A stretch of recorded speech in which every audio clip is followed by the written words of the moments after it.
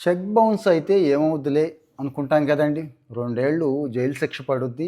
ఏ check అయితే bounce అయిందో అందులో ఎంత పేమెంట్ అయితే ఉందో దానికి డబుల్ పే చేయాల్సుంటుంది. Recent news Rajpal Yadav cheque bounce case అని గూగుల్‌లో కొట్టండి మీకు అర్థమైపోతుంది. ఇప్పుడు గొడవ కాదిది. 2010లో ఈయన ఒక మూవీ తీశాడండి.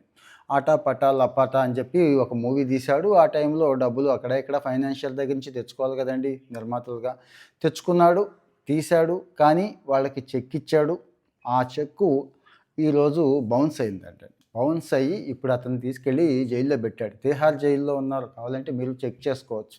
సో, మరి ఈ కేసు చాలా మందికి ఉపయోగపడుతుంది. దీని వెనకాల ఏమున్నాయనేది మనం తెలుసుకోవాల్సిన అవసరం ఉంది కదండీ! ఎందుకు? అప్పులు, అప్పులు ఇచ్చేవాళ్ళు ఎన్నంటే అన్ని బాధలు పడుతున్నారు. తీసుకునేవాళ్ళు తెలివితేటలు మామూలుగా చూపించట్లేదు. చెక్కులు ఇస్తున్నారు గానీ, నాలుక గీసుకోవడానికి కూడా పనిచేయదు చెక్కులు అంటున్నారు కదా! అసలు భారతీయ చట్టాలు ఏం చెప్తున్నాయి అనేది ఈ రాజ్‌పాల్ యాదవ్ కేసు చాలామందికి చాలా రకాలుగా ఉపయోగపడుతుందండి. సో, 2020 ప్రస్తుతానికి 2026లో ఉన్నాం కాబట్టి ఇక్కడ నిబంధనలు ఏమున్నాయి? ఏం చెప్తున్నాయి? ఈ కేసు ఏంటనేది చూద్దామండి. ఈ ఆటాపట్టా లపాటాకి తీసుకున్న డబ్బులు చెక్ బౌన్స్ అయ్యింది. ఆ కారణం చేత ఇతన్ని అరెస్ట్ చేశారు అనేది అనుకుంటున్నాం కదా! ఇక్కడ దీనికి తర్వాత కూడా చాలా ముందు వెనక కూడా ఉన్నాయండి. చెక్ బౌన్స్ అయిన వెంటనే నోటీస్ ఇస్తారు. ఆ నోటీస్‌కి స్పందించి అప్పుడు కట్టేసుంటే సరిపోయేది. ఆయన స్పందించలేదు. వాయిదా, వాయిదా, వాయిదా వేసుకుంటూ వచ్చాడు. కోర్టులకి చిరాకొచ్చి ఇదిగో అరెస్ట్ చేయండి అని చెప్తే అరెస్ట్ చేసి పడేసి తిహార్ జైల్లో పడేశారు అన్నట్టు. ఇది ఏం చెప్తోంది ఏంటి? ప్రధానంగా ఏముంది? చెక్ బౌన్స్ అవ్వడానికి ప్రధానమైన కారణాలేంటి? ఏ విషయంలో మనం జాగ్రత్తగా ఉందాం? అంతే కదండీ! ఏదైనా ఒక ఇష్యూ వచ్చినప్పుడు దాని నుంచి మనం ఏం నేర్చుకున్నాము అనేదే కదా ముఖ్యం మనకి. అంతే కదా! అంతకు మించి పెద్ద ఉపయోగం ఏముంటుంది మరి? మనకి ఈ వీడియోల ద్వారా గానీ, ఒక పేపర్ ఆర్టికల్ ద్వారా గానీ, సో, ఆ విషయాలన్నీ నేను మరి డీటెయిల్డ్‌గా ఇస్తున్నాను. దయచేసి ఇంకా కొంతమంది ఫాలో అవ్వట్లేదు, ఫాలో అవ్వండి. ఒక లైక్ ఇచ్చేస్తే అందరికీ గూడా ఉపయోగపడతాయండి. మనం ఇంకొక వ్యక్తికి చెక్ ఇచ్చినప్పుడు బ్యాంకులో రిజెక్ట్ అవుతుంది. గుర్తుంచుకోండి. ఈ రిజెక్ట్ అయినప్పుడు ఉద్దేశపూర్వకంగా మనం దానికి కారణమైతే అదే అది టెక్నికల్ ఉంటాయి కొన్ని, ఆర్థిక కారణాలు ఉంటాయి. మనం చేసే తప్పుడు పనులు ఉంటాయి. అప్పుడు బౌన్స్ అవుతుందండి. చెక్ ఇచ్చేసాం ఒక మనిషికి, కానీ మన అకౌంట్‌లో డబ్బులు లేవు. గుర్తుంచుకోండి. చెక్కులో ఎంతైతే రాసామో ఒక రూ. 1,00,000కి చెక్ ఇస్తే ఆ రూ. 1,00,000 అకౌంట్‌లో లేకపోతే ఇది బౌన్స్ అవుతుంది. ఇది ఆర్థిక పరంగా నేరం. ఇది శిక్ష అనేది గుర్తుంచుకోవాలి. అంటే ఆ అకౌంట్‌లో ఆ మాత్రం అమౌంట్ ఉండేలా చూసుకోవాలి. ఇది అందరికీ తెలిసిందే. ఇవి కాకుండా ఇంకా కొన్ని ఉన్నాయండి. సంతకం మిస్ మ్యాచ్ కావాలని బ్యాంకు చెక్కులు ఇష్యూ చేస్తుంది కదా! ఈరోజు మనకి. నేనుంటే నా పేరు మీద ఇష్యూ చేస్తుంది. అక్కడ నేను సైన్ చేయాలి కదా! నా సంతకం బ్యాంకు సంతకంతో పోలి ఉండాలి కదండీ! అలా కాకుండా ఉద్దేశపూర్వకంగా ఇంకో రకంగా సంతకం పెడితే ఆ చెక్కు అవ్వదు. పేరుకే వాడికి చెక్ ఇస్తాం గానీ, ఆ చెక్కు ఎందుకు నాలుక గీసుకోవడానికి కూడా చెల్లుబాటు కాదు. సో, అవతల వాడు వీడు కావాలనే అంటే నా మీద కేసేయొచ్చు. కావాలనే సంతకం రాంగ్‌గా పెట్టాడు, తప్పుడుగా పద్ధతిలో నన్ను మోసం చేశాడు అని చెప్తే బ్యాంకులు ఈ విషయంలో కూడా చాలా చాలా స్ట్రిక్ట్‌గా ఉంటాయండి. తర్వాత తేదీ, ఇది చాలా ఇంపార్టెంట్ అండి.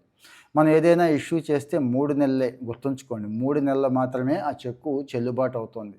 మరి గడువు ముగిసిపోయిన తర్వాత వేస్తే ఉపయోగం ఏమి ఉండదు కదా! రిజెక్ట్ అయిపోతుంది. కాకపోతే ఇది మన ప్రాబ్లమ్ కాదు, అవతల వాళ్ళ ప్రాబ్లమ్ కాబట్టి ఓకే. దిద్దుబాట్లు, ఇది కూడా చాలా ప్రమాదం అండి. ఆ చెక్ రాస్తాం, కానీ దాని మీద కొట్టివేతలుంటాయి, దిద్దుబాట్లుంటాయి, చాలా ఉంటాయండి. ఒకవేళ ఒకటి అలా చిన్నవి ఉంటే దాని పక్కన సంతకం రాయాలి, సంతకం చేయాలి. ఇప్పుడున్న నిబంధనల ప్రకారం ఆ సంతకం చేయకపోతే మాత్రం పొట్టి సంతకం బ్యాంకు రిజెక్ట్ చేసేస్తుందండి. ఆ తర్వాత ఇంకొకటుంది. ఏదైనా ఒక చెక్కు ఇష్యూ చేసాం, పర్టిక్యులర్‌గా మనం వెళ్ళి చెక్ ఇష్యూ చేశాను, కానీ ఆ చెక్కుకు పేమెంట్లు ఆపేయండి అంటే స్టాప్ పేమెంట్ అంటారండి అని చెప్తే ఆ చెక్కు బౌన్స్ అవుద్ది. గుర్తుంచుకోండి. బ్యాంకోడు మనం చెప్పాం కదా అని చెప్పి చేస్తాడు, కానీ అది బౌన్స్ అయితే అవతల వాడు చట్ట ప్రకారం చర్యలు తీసుకోవడానికి ఇక్కడ అవకాశం ఉంటుంది. అంటే వాడు కోర్టుకెళ్ళొచ్చు, మన మీద దావా వేయొచ్చు. ఇదిగో రాజ్‌పాల్ సింగ్‌కి ఏ గతి అయితే పట్టిందో ఆ గతి. అతన్ని తిహార్ జైల్లో పెట్టారు. మన దగ్గరలో ఏ జైలు ఉంటే ఆ జైలుకి పంపిస్తారండి. అంటే ఆర్థిక క్రమశిక్షణ కూడా ముఖ్యం. ఆర్థిక విషయాల్లో చాలా చాలా అపోహలున్నాయి. చాలా విషయాలు తెలియట్లేదని చెప్పి నేను ఈ విషయాలు కూడా డైలీ లైఫ్‌కి సంబంధించిన ఈ విషయాలు కూడా మీకు షేర్ చేస్తున్నాను. రెండోది బయట మోసగాళ్ళు ఎక్కువైపోయారు. మీరు చెక్కులు తీసుకుంటారు కదండీ! తీసుకోండి. ఖచ్చితంగా 1కి 2 చెక్కులు తీసుకోండి. డబ్బులు ఇచ్చినప్పుడు ఎవరికైనా గానీ. కానీ అది ధర్మంగా ఇవ్వాలి మనం గూడా. ధర్మంగా బ్యాంకు వడ్డీకి ఇచ్చుకుంటేనే మంచిదెప్పుడు కూడా. అంటే వడ్డీలు ఇచ్చేవాళ్ళే ఎక్కువున్నారు. ఆ ఉద్దేశంతో చెప్తున్నా. ఇక మిగిలిన వ్యవహారాల్లో కూడా ఇదే అప్లై అవుతుంది. ఇక్కడ మన దేశంలో చట్టాలు ఏం చెప్తున్నాయని చూద్దామండి. చెక్ బౌన్స్ అవ్వటం అనేది నెగోషియబుల్ ఇన్‌స్ట్రుమెంట్ యాక్ట్ అంటారండి. NI act. ఇందులో సెక్షన్ 138 గూగుల్ చేయొచ్చు మీరు కూడా. 138 ఏం చెప్తోంది అని.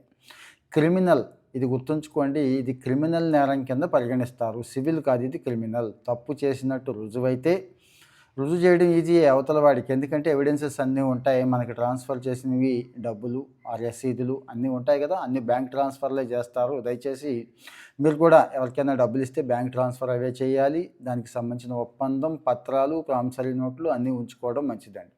2 ఏళ్ల జైలు శిక్ష ఇస్తారు. గుర్తుంచుకోండి, 2 ఏళ్ల జైలు శిక్ష.